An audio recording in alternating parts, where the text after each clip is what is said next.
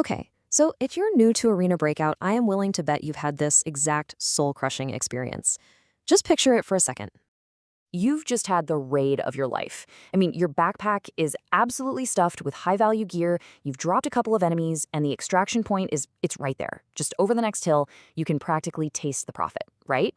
You're already planning what you're gonna do with all that sweet, sweet coin. And then, bam! A single shot, out of nowhere. You never even saw him. The screen goes black. And just like that, everything you brought in, everything you found, it's just gone. Picked clean by whoever took you out. That entire investment of time and money just erased in an instant. Yeah, if that hits a little too close to home, don't worry. You're not a bad player, you're just playing a completely new kind of game. So today, we're gonna give you the blueprint to not just survive in Arena Breakout, but to actually thrive. First things first, we have to completely reframe how we think about this. That feeling of losing everything, it's not a bug, it's not a punishment. It's actually the core feature of the entire genre. So, welcome to the extraction shooter.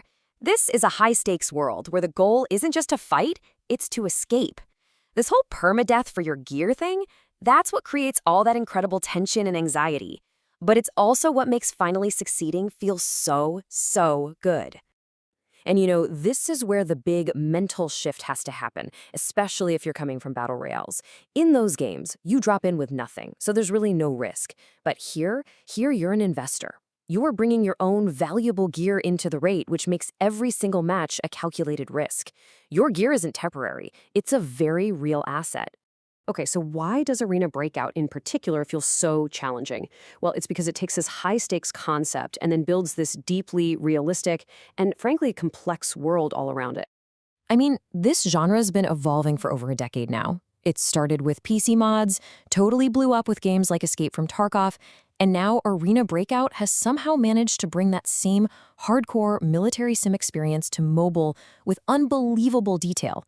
And now it's even bridging that gap back to PC. And all that detail, well, it leads to these very specific problems. I'm sure some of these look pretty familiar. Gear fear is the big one, of course. But everything from just managing your inventory to literally getting lost on the map contributes to that feeling of being completely overwhelmed. And we're going to tackle the biggest one right now. So, how do we actually fix this? It's simple. To conquer the game, you first have to conquer your fear of losing gear. And this isn't about being reckless, it's about being smart with your in-game economy. This quote from an extraction pro really says it all. You see that high-tier armor and that fully modded-out rifle just sitting in your stash? They aren't earning you a single thing. They're just collecting dust. Their only real value comes from being used to help you extract with even more valuable loot. So how do you decide when to risk it? The answer is a simple, really powerful number. 10%. This is the key. This is how you break that cycle of fear. Here is the rule of 10. Simply put, you should never, ever go into a raid with a loadout that costs more than 10% of your total liquid cone. So if you've got 100,000 cone, your kit should cost 10,000 or less. This one simple rule completely transforms a loss from, a catastrophic bankruptcy into just a manageable business expense. It lets you play confidently. All right, so with our economy managed, now we can really focus on the nitty-gritty tactical details that are going to keep you alive long enough to actually get out of there. Now this might be the single biggest mistake new players make. They spend all their money on a really cool-looking gun, and then they totally cheap out on the ammo. But in Arena Breakout, listen to me, it's the bullet that does the work, not the gun. Look at it this way, it's pretty simple. Your ammo has a tier, and that tier needs to match, or ideally beat, the enemy's armor class. If you're shooting tier 3 bullets, you're going to have a really hard time against someone with class 4 armor. So as a general rule of thumb, always try to bring ammo that's at least tier 3, maybe tier 4. Spending that little bit extra on good bullets is a much smarter investment than a fancy scope. And look, survival is about way more than just shooting. You have to manage your weight. If you're too heavy, you'll be too slow to escape. You absolutely need to know that a bandage just stops a bleed, but a surgical kit actually fixes a broken limb. And most important of all, wear a headset. Sound is your most powerful tool for finding enemies before they ever see you.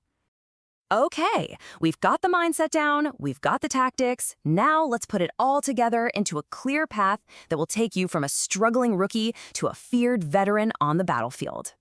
This is your journey. You start with zero risk, just a knife, maybe a pistol, and you just learn the map. Then you apply the rule of 10 to build smart, cheap loadouts, and your only focus is surviving and extracting. Don't chase every fight.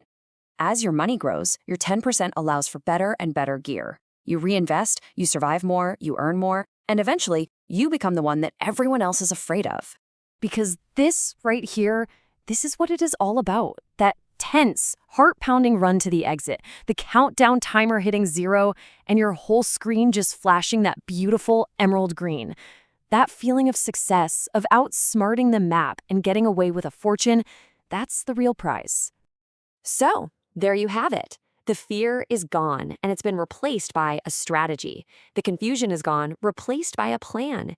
You have the blueprint for success. The only question left is, are you ready to risk it?